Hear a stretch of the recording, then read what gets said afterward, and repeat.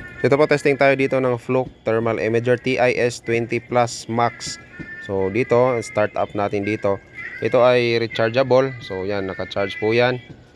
So ito yung kanyang display pagka on na natin sa kanyang yan, pinaka-screen, touch screen din po pala ito.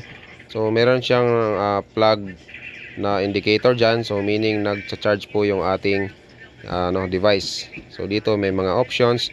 So pipili lang tayo dito sa gusto nating settings. Saka meron din siyang manual din na kasama sa kanyang box. So madali lang din naman siyang i-operate. So yan, meron na din siyang connectivity dito. So yan, may mga settings din po at saka pwede din tayong yung kanyang QR code na capture. So dito ipo-focus lang natin yung pinaka yung cursor niya, yung pinakagitna, para i-focus natin dun sa ating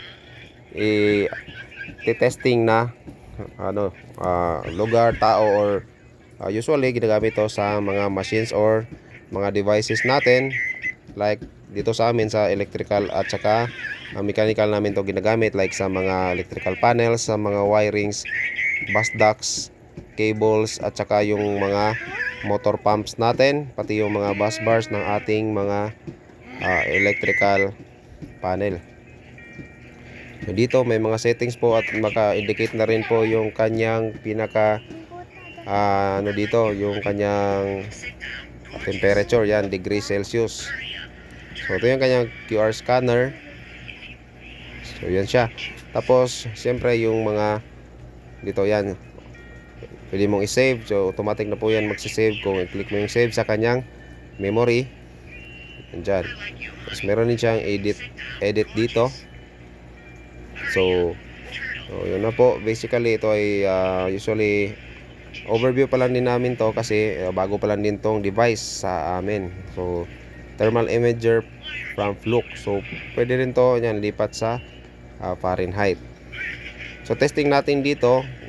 So meron tayong testing mamaya. So papakita natin kung talagang nagdi-detect siya ng init. So thermal imager infrared yung kanyang pinaka sensor dito. So makikita yung pinaka, halimbawa ito, yung pinaka ilalim na init na hindi visual makikita sa ating mga mata visually o physically. So yung tinitest nga pala natin dito is yung copper pipe po yan ng aircon. So yan po, kitang kita po yung ilalim yung return o yung malamig at saka mainit kasi yan na yung tubo ng aircon. So ito yung pinaka overview niya.